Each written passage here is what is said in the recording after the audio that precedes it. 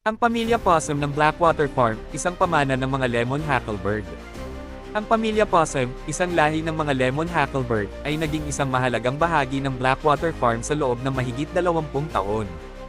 Ang kanilang pagdating, mula sa isang regalo ng matalik na kaibigan ng aking lolo, si Carol Nesmet, ay nagmamarka ng simula ng isang maingat na pinananatili na linya ng dugo, na nagpapakita ng pangako sa pagpapanatili ng mga partikular na kanais-nais na katangian sa loob ng natatanging lahi ng manok na ito.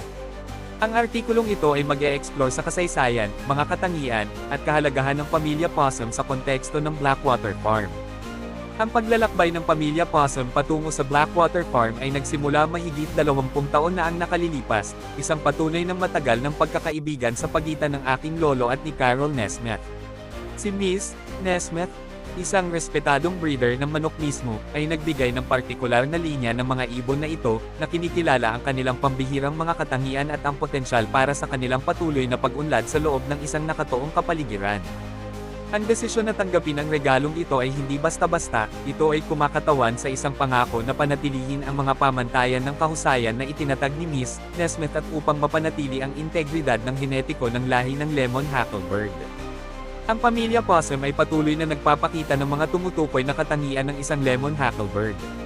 Ang kanilang balahibo ay nailalarawan sa pamamagitan ng isang masiglang lemon yellow na kulay, na lalong kapansin-pansin sa mga hackle feather ang mga mahaba, umaagos na balahibo sa leeg at likod. Ang nakamamanghang kulay na ito ay isang pangunahing tampok ng lahi, at ipinakikita ito ng pamilya possum ng napakahusay. Bukod dito, ang kanilang pag-uuri bilang medium to high station ay nagpapahiwatig ng isang kanais-nais na uri ng katawan na may mahusay na proporsyon na katawan at tuwid na postura. Ang mga dilaw na binti ay isa pang nakikilalang katangian na nagdaragdag sa kanilang pangkalahatang aesthetic appeal. Ang mga tampok na ito ay nakahanay sa itinatag na mga pamantayan ng lahi na nagpapahiwatig ng mataas na kalidad at kadalisayan ng linya ng possum. Ang pagpapanatili ng isang dalisay na linya ay nangangailangan ng masigasig na pagsisikap at maingat na pagpaplano.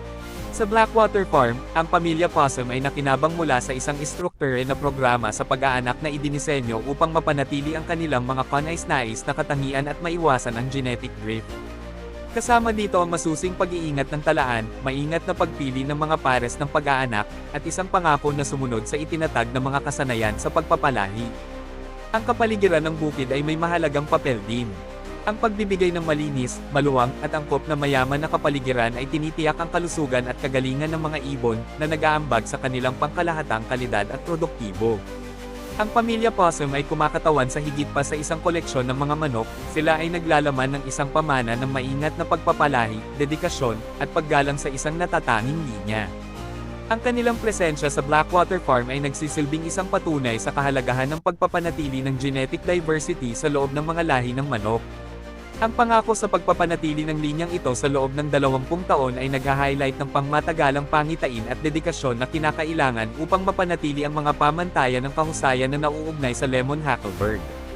Ang kanilang patuloy na presensya ay tinitiyak na ang mga natatanging katangian ng lahi na ito ay masisiyahan at pahalagahan sa mga susunod na henerasyon.